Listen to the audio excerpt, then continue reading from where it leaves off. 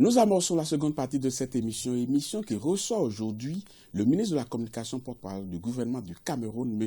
Issa Chiroma Bakary. Merci d'être toujours notre compagnie. Avec plaisir. Le Cameroun, je le disais, régulièrement victime dans sa partie septentrionale d'attaques, d'attentats suicides par la secte Boko Haram. Est-ce que vous comprenez un peu ce que veulent ces gens-là qui vous attaquent? Ce qu'ils voulaient, c'est amputer une partie de notre territoire pour constituer leur califat. C'était clair, c'était évident, c'était simple.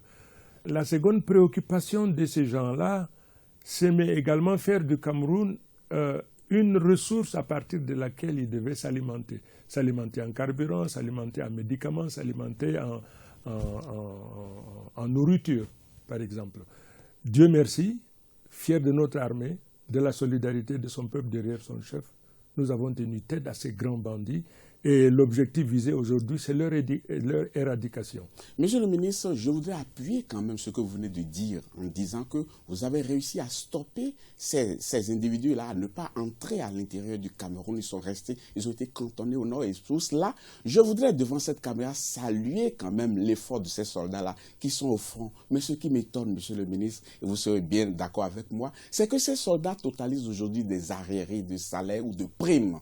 Est-ce qu'on peut comprendre cela par rapport au travail énorme qu'ils abattent et aux grands risques qu'ils courent? Vous êtes induit en erreur. Nos soldats sont payés au jour le jour, rubis sur ongle, c'est-à-dire que nous ne connaissons pas d'arriérés dans ce domaine. Le chef de l'État a instruit et c'est exécutoire qu'on mette nécessairement des moyens à ces Camerounais qui donnent de leur sang pour la protection de nos frontières et de notre modèle sociétal, qu'il ne leur manque de rien. Mais certaines personnes estiment quand même que le combat se fait sur la base de bafouement des droits de l'homme. Lecture erronée, attentatoire à l'honneur de la grande nation qu'est le Cameroun. Et ça, c'est pas moi qui le dis. Ah non, c'est pas moi qui le dis. Vous voulez citer Amnesty International? Bien entendu, il y a un rapport en bonne et due forme qui existe et qui épingle l'État camerounais. Bien sûr, Amnesty International se laisse donc tromper par les représentants de Boko Haram. Tout le monde se laisse tromper. Mais je vais vous dire. On m'induit en erreur, on induit Amnesty International en erreur. Mais écoutez-moi, je vais vous dire. Nous avons plus de 1000 Boko Haram dans nos prisons. Oui. Nous en avons plus de 1000. Nous les nourrissons. Beaucoup sont condamnés à mort, mais le Cameroun n'exécute pas cette sentence depuis plus de 40 ans. Je dis bien, nous avons plus de 1000 Boko Haram dans nos prisons. Ce que Amnesty nous reproche, c'est qu'il nous reproche, c'est de n'avoir pas construit des hôtels 5 étoiles ou alors de ne les avoir pas servis du caviar ou du saumon fumé. Ils sont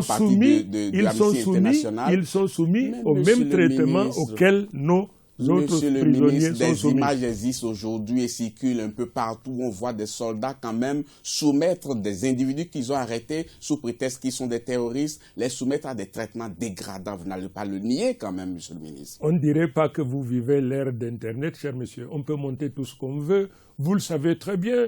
On va passer à autre sujet dans cette émission. La mort mystérieuse de Monseigneur Jean-Marie Bala. Le procureur de la République parle de suicide, une thèse qui ne semble pas faire l'unanimité. Est-ce que vous comprenez vos compatriotes qui n'acceptent pas cette thèse de suicide? Les enquêtes sont en cours. Je ne relais pas la rumeur. Je ne relais pas des émotions, dussent-elles être les plus violentes. J'ai dit les faits. Nous attendons donc que les enquêtes aboutissent. Voyez-vous, au niveau du gouvernement, quand je prends la parole au nom du gouvernement, je dis les faits. Que vous comprenez quand même la plainte déposée par la conférence épiscopale avec constitution de partie civile sur ce dossier-là. Vous comprenez cela? Je n'ai pas à comprendre. J'ai simplement à constater. Nous sommes dans un état de droit. Ils sont donc dans leur droit de poser les actes qu'ils posent. Mais ce qui est étonnant, monsieur le ministre, c'est que ce n'est pas le premier membre du clergé qui décède dans des conditions mystérieuses. Il y en a eu d'autres. Les enquêtes ont abouti à quoi? Est-ce que vous pouvez me dire aujourd'hui quel est ce monstre caché quelque part qui essaie de happer quand même ces membres du clergé camerounais? Je vais vous dire un truc. Vous vivez en France. Je vis en Afrique aussi. En Afrique qu'en France. Tout récemment, on nous a rappelé l'histoire de Petit Grégory. 33 ou 34 ans plus tard, la grande France n'a toujours pas réussi à trouver les causes, les auteurs de cet assassinat. N'est-ce pas? Il y a des... Quel intérêt le gouvernement a-t-il? Dans votre lecture, vous avez tendance à accuser le gouvernement. Accusez donc pour que moi, en tant qu'avocat, que je me mette aussi à défendre. Parce que vous êtes en train d'insinuer que c'est le gouvernement qui serait derrière. Non, soyez juste. Ah non. Soyez juste. Mais ne prêtez surtout pas ces intentions. Alors soyez juste. Je ne fais que poser des questions. Soyez je ne juste. dis surtout pas que c'est le gouvernement qui est derrière. Je ne sais même pas, je veux juste savoir qui est derrière. Oui. Le gouvernement n'a aucun intérêt. À l'instar de ce qui anime le clergé et les autres, le gouvernement s'emploie à ce que les auteurs, si tant est que ce monsieur a été victime d'un assassinat, qu'on trouve les auteurs et qu'on les traduise devant nos tribunaux. Monsieur le ministre, vous irez le département de la communication, mais certaines personnes estiment qu'aujourd'hui, la télévision nationale ou la radio nationale, ça devient l'apanage de certaines personnes et d'autres personnes quand même assez représentatives n'ont pas de droit au chapitre sur cette chaîne-là. Est-ce que c'est encore de l'intox ou bien c'est une lecture biaisée? Je vais vous parler de la communication au Cameroun. J'en suis responsable. En plus d'être porte-parole, j'en suis responsable. Je gère 30 télévisions privées, 30. Ceux-là qui se plaignent, on leur ouvre davantage les espaces politiques et autres mieux que ceux du gouvernement. J'ai dit les faits. Attention, nous parlons de la télévision nationale. Je continue, cher monsieur. CRTV, continue. Oui. S'agissant de la CRTV, oui. La loi donne privilèges et avantages aux partis politiques présents à l'Assemblée nationale. Je vous rappelle qu'il y a plus de 300 partis politiques au Cameroun. Si vous voudrez accorder de l'espace à 300 partis politiques, je pense que du 1er janvier au 31, vous n'aurez pas fini, n'est-ce pas? La loi a réglé ce problème. La loi a alloué un espace. La loi a alloué un espace. L'interprétation de la loi, justement, quand certaines personnes, je peux vous citer des noms, qui ne s'y retrouvent jamais. Non. Jamais. Ils ont tort. Monsieur Maurice Kamto était assis dans le même siège que vous, a dit, à la télévision nationale, on ne l'invite jamais, il a commis quel crime. Et pourtant, son parti dispose de députés à l'Assemblée nationale. Je m'inscris en faux. Je respecte le ministre Kamto. Il a pris part à la gestion de cette nation à un moment donné. Il en est donc aussi comptable.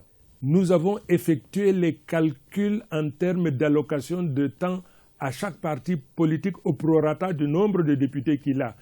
Le ministre Kamto a le temps alloué aux députés dont il est détenteur. Et on lui accorde ce temps-là. Si d'aventure, tel n'était pas le cas, il peut nous traduire devant les tribunaux. Moi, je le dis. La dernière fois, il est passé à la télévision nationale, ça remonte à quand? À combien d'années? Mais il ne veut pas. Ah non, mais il a du temps, bon Dieu. Vous l'avez invité combien de fois? Mais bon Dieu. Il ne se lève pas pour aller se présenter à la télévision nationale. Vous prenez fait et cause donc pour l'opposition, pour les gens qui viennent vous intoxiquer ici. J'aurais bien voulu que par rapport à cela, vous me disiez, M. Kamto était à la télévision nationale à telle date, par exemple. Mais écoutez, il faudrait réellement qu'on vous déprogramme, excusez-moi, j'ai comme l'impression que ceux qui sont passés avant moi, réellement ont réussi à insérer quelque chose dans mon logiciel. Le temps alloué à chaque député, à chaque parti politique est connu, monsieur. Monsieur le ministre, on va finir quand même cette émission sur quelque chose quand même qui a suscité beaucoup d'espoir au niveau des Camerounais, mais qui aujourd'hui commence par se poser des questions si aura-t-elle lieu, n'aura-t-elle pas lieu, c'est la phase finale de la Coupe d'Afrique des Nations. Effectivement, c'est le Cameroun qui devait organiser cette grande messe de football. Mais apparemment, on a l'impression que ça vous échappe. Vous comprenez un peu cela? Le président du Cameroun, M. Paul Biya, dans sa dernière déclaration, il a annoncé que, cette CAN aura lieu. Il a instruit tout son gouvernement, toute la nation, chacun, de retrousser les manches pour que la construction des infrastructures, le respect des cahiers de charges de la CAF soit l'objectif majeur. Et je vous annonce que les équipements et les exigences de cahiers de la CAF, excusez-moi, au mois de décembre 2018, alors que la CAN se déroulera au mois de juin-juillet 2019, au mois de décembre 2018, nous serons prêts. Mais vous savez bien entendu que ce n'est pas l'État camerounais qui décide. C'est une instance, vous avez bien dit, la Confédération africaine de football qui décide. Et quand on voit le numéro 1 de cette instance-là qui estime que le Cameroun risque de ne pas pouvoir l'organiser, il y a de quoi quand même se poser des questions. Non. Vous posez des questions à tort. La FIFA, la CAF sont des conseillers, des amis du Cameroun et tous ont mission et vocation et devoir d'assister le Cameroun pour que nous organisions cette CAN dans les conditions les meilleures. Donc aujourd'hui, tous les partenaires, les bailleurs de fonds, les entreprises allocatrices des travaux, tout le monde vous dit qu'au mois de décembre 2018, nous aurons rendu. Pourquoi faites-vous ce procès au gouvernement camerounais? C'est pas moi qui fais le procès. Alors ceux-là, c'est un constat. Ceux-là, il y a des faits qui s'enchaînent alors, ils disent, et qui ne donnent pas beaucoup d'espoir. Et alors je vais vous dire une chose qui va vous amuser. Oui. Nous avons organisé la CAN féminine la meilleure qui ait jamais été. Et ces mêmes personnes disaient que le Cameroun allait être incapable d'organiser une telle CAN. Nous avons été primés pour avoir organisé la meilleure des CAN. Eh bien, ceux-là, je les invite aussi. Le Cameroun, c'est une nation qui carbure aussi aux défis.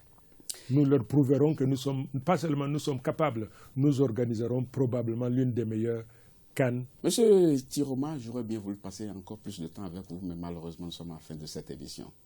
Ben écoutez, c'est toujours un plaisir de vous avoir en face. Vous savez, lorsque vous avez un journaliste impertinent mais percutant, talentueux comme vous, on ne se rend pas compte que le temps passe, n'est-ce pas? En tout cas, merci, ça a été un plaisir. En tout cas, vous avez dit quelque part que je voudrais me situer à vous. Non, je n'en ai même pas l'étoffe, je n'ai pas la prétention. Ce ne sera jamais le cas. Merci beaucoup, monsieur le ministre. C'est toujours un plaisir de me retrouver en face de vous pour éclairer la lanterne de nos téléspectateurs. Chers téléspectateurs, ce sera tout pour cette émission. Merci beaucoup de l'avoir suivi. Nous vous donnons rendez-vous très bientôt pour un autre numéro de cette émission. À bientôt.